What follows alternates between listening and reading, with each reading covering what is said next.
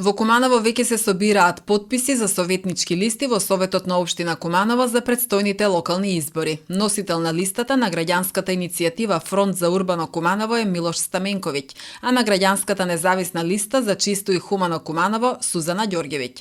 Во Државната изборна комисија во Куманово посочуваа дека има интерес кај граѓаните за давање потписи за двете независни листи, а потребната бројка е 450 потписи.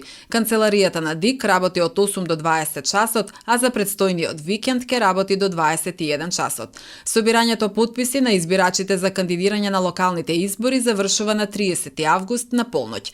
Инаку досега само ВМРО ДПМН е официјално го објави кандидатот за градоначалник на општина Куманово Тони Михајловски. Социјалдемократскиот сојуз на Македонија вчера презентираше 16 имиња на кандидати за градоначалници на предстојните локални избори, со што вкупно досега имаат 50 кандидати за општините низ државата, но вчера не го соопштија кандидатот за најголемата општина во државата Куманово. На прашањето дали имало жестока дебата за кандидатот за Куманово, генералниот секретар на СДСМ Љупчо Николовски со одговор дека дебата имало за секоја општина.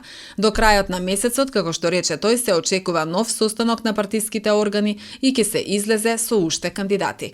Актуелниот градоначалник Максим Димитриевски во изјава за Слободен печат кажал дека очекува поддршка од партијата, но кандидатура освен него поднесоа и актуелниот пратеник и председател на општинската организација на партијата Мартин Костовски, секретарот на општинската организација Оливер Илиевски, како и актуелната председателка на Советот Атина Мургашанска.